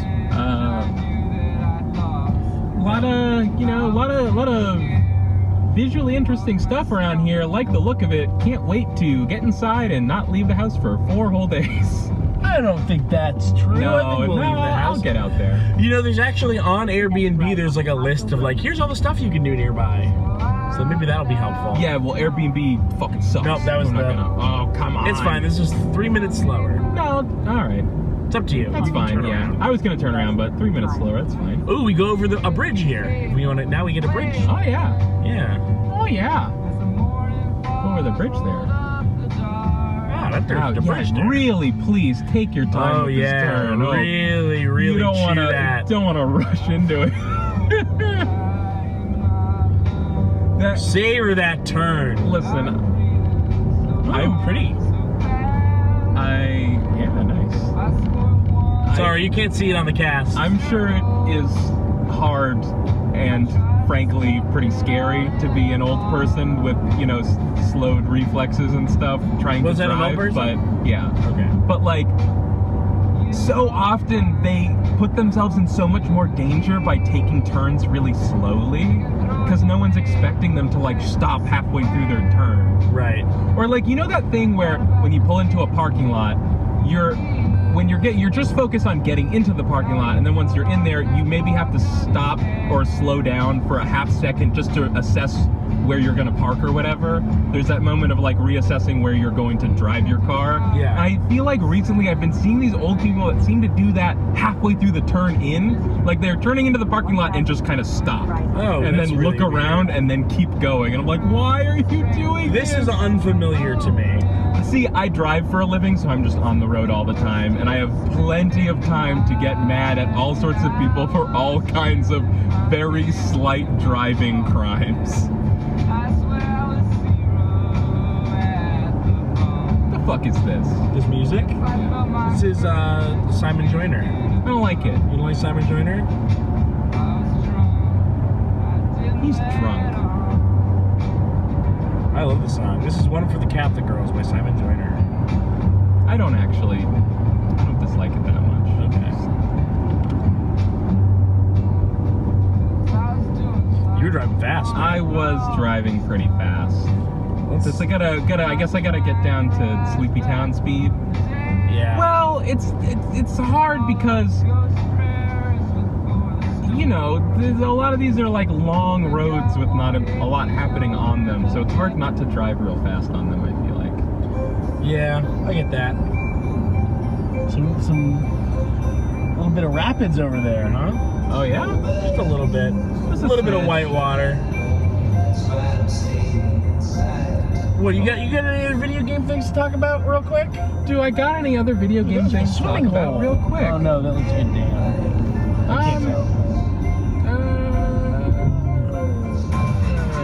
High Falls Food Co-op. That's cool. Model Train and Railroad Hobby Show, Sunday, March 22nd. That's not this Sunday. I guess we're missing out. I guess I don't have any other video game stuff. Well, What? I've been trying to find time to talk about Google Stadia since Google announced Stadia, and it's like still hasn't happened. Well, the good news is it's still not relevant. Yeah, right. That's the news.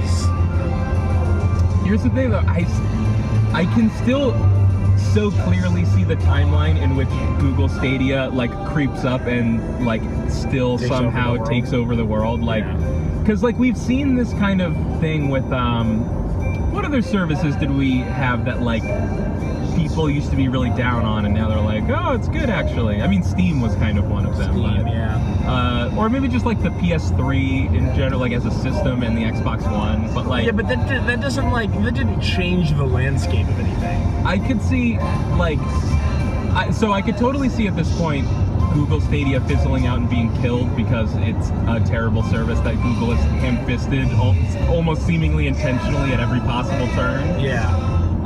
But speaking of possible turns, you're going to come to an end of this road and take a right. Cool.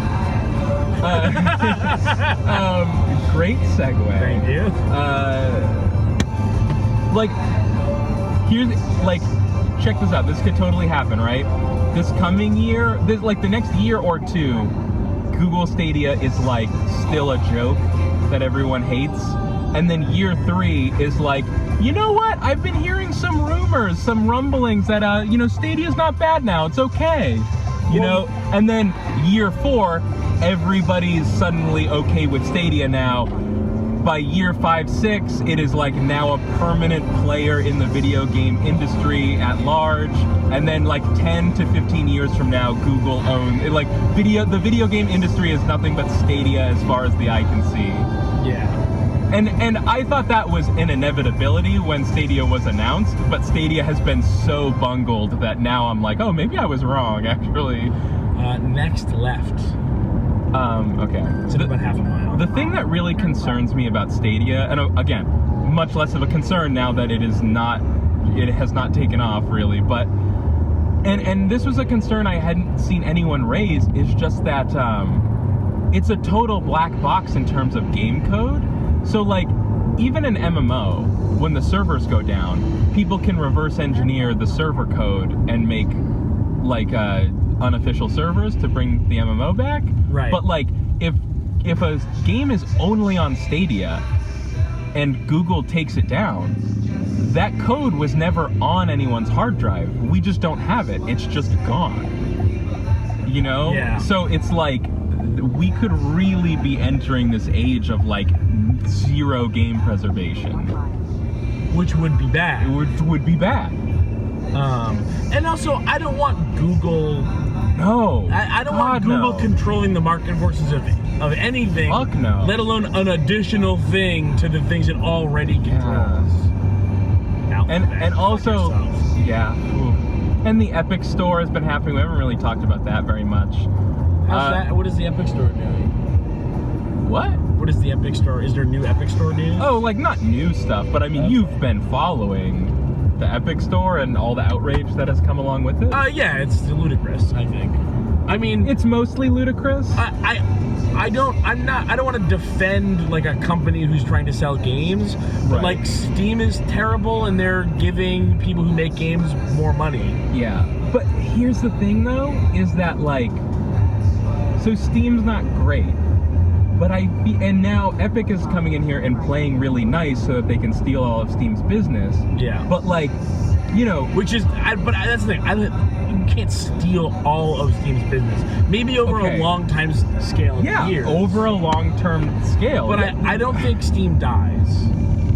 Okay, but what I mean is like, Steam... Next right. So Steam doesn't have the stranglehold on the PC space like it used to. Right. But people really didn't like when it happened. I mean, besides the people that just loved the convenience of it. But wait until the stranglehold on the PC market is not from an independently owned game development company, but is instead a Chinese megacorp. And who owns Epic? It's gonna be bad. Tencent. Oh, okay. The company that owns everything else in the planet. Right. So that is the other reason that like. So I don't think Tencent is a good company. I think there's plenty of reasons to not like Tencent having ownership stake in any company, including Epic. But of course, there's like now people are taking like the outrage over the Epic Store like way too far because they're just like crossing over into just like, you know, outright Chinese racism. Okay, so I haven't seen any of this. There's a lot of all of the criticisms of Epic Store that I've seen have been totally ridiculous. Basically like that Epic Store exclusives are bad because I need to have a whole other program to launch. I would say the fair criticism I've heard is just that the Epic client is incredibly bare bones compared to all of the different things that Steam has, like just even including user reviews. Look at those trees that Look are at like this. This is very cool. Yeah. These are cool trees. Damn, look at that farm. Yeah, cool farm.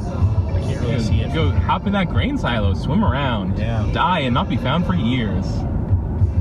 You ever seen a grain silo collapse? No.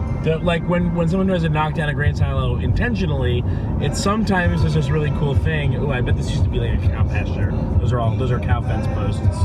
Oh. Like there. Wait. See that with the. But like that they would put wire across them? Yeah. Or, yeah. Okay. Yeah. For a second I thought I was maybe about to learn like, no, if you just put up posts, cows will stay inside them. Like they just hate posts. Well, if you train them with electric fences, then they will just yeah. But it's like just have barbed wire there. It's not a problem. Right.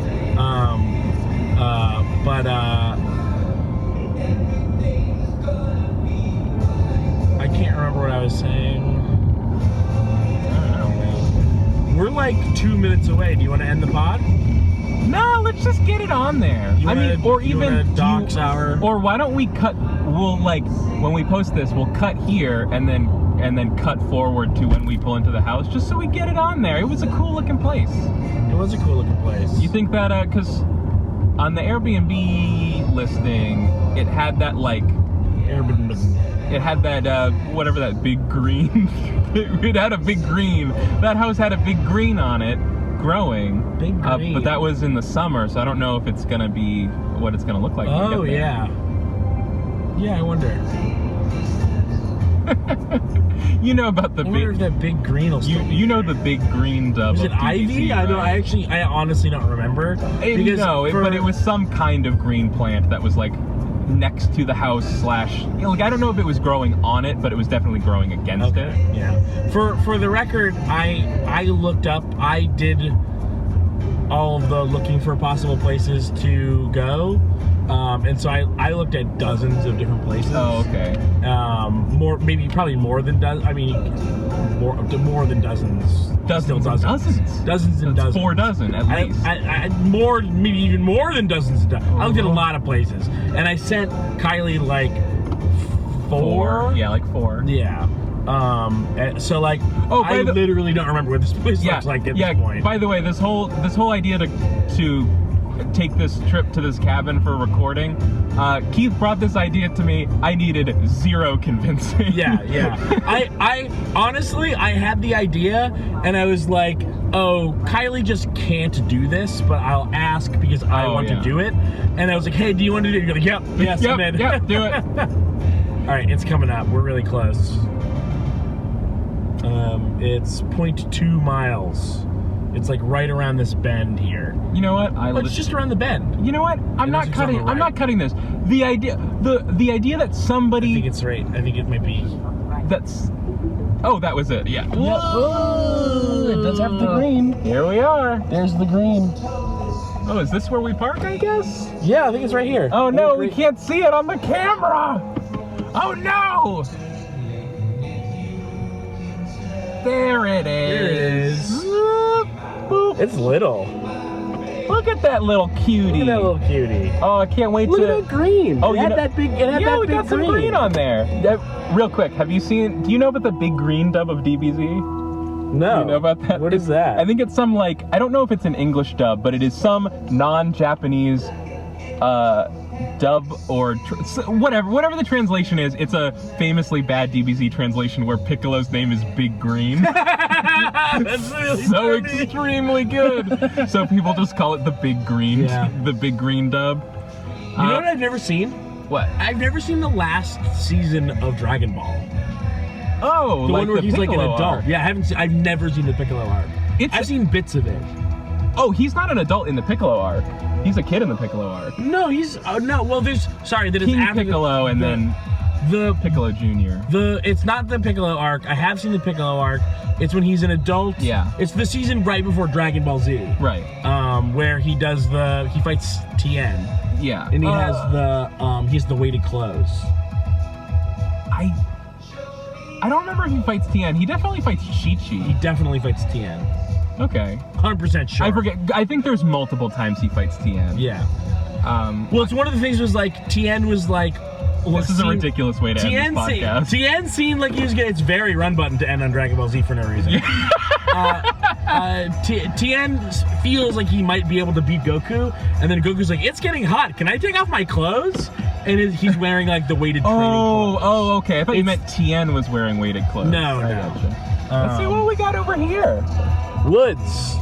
Oh yeah, that looks pretty nice. Looks like a path or something, maybe. Love it.